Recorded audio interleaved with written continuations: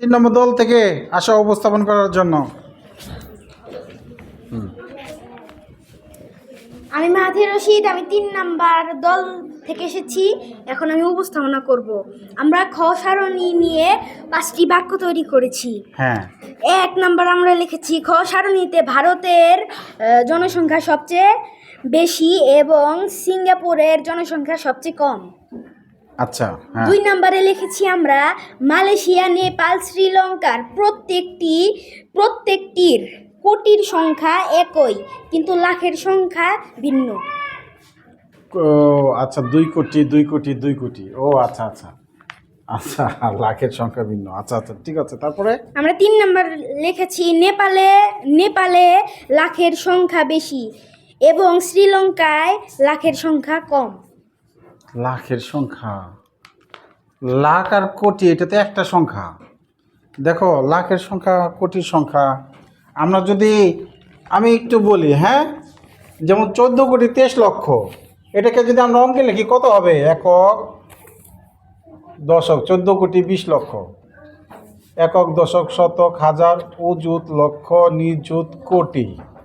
ঠিক আছে, কোটির পরে এক ঘর হবে, তাহলে একক দশক শতক হাজার অযুত লক্ষ নিযুত কোটি, 14,20,00,000। এখানে লাখের সংখ্যা আর কোটির সংখ্যা, এখানে একটা সংখ্যা না, লাখ লাখ আর কোটি। আসলে সংখ্যা কত? এখানে সংখ্যা কয়টা? এখানে জবাব পাচ্ছে না, সংখ্যা কয়টা? হে, একটা সংখ্যা। একটা দেশের জনসংখ্যা দুই রকম হইতে পারে নাকি? ভারতে 121,45,00,000, এখানে বাংলাদেশের জনসংখ্যা 14,23,00,000, এখানে 23 হবে। বাংলাদেশের জনসংখ্যা 14,23,00,000। এইটারে আবার কি আলাদা বুঝলাম না। এই লক্ষ কোটি আলাদা, ঠিক আছে। এটা তো একটা সংখ্যা, এখানে কয়টা সংখ্যা? অঙ্কে লিখলে কি হবে? একটা সংখ্যা হবে না? জি। হ্যাঁ, তারপরে কি লিখেছো? হ্যাঁ, আমরা 4 নাম্বারে লিখেছি জনসংখ্যার দিক থেকে ভারতের পর পাকিস্তানের অবস্থান। ভারতের পর পাকিস্তানের অবস্থান। আচ্ছা, ঠিক আছে, আগে তালি দেই একটা।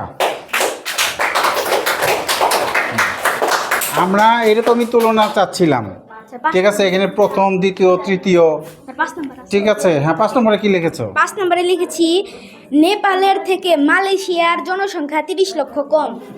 ওই একটা বিয়োগ করছে। নেপালের চেয়ে মালয়েশিয়ার জনসংখ্যা 20 লক্ষ। 99 থেকে 79, 20 লক্ষ হবে, 20 লক্ষ।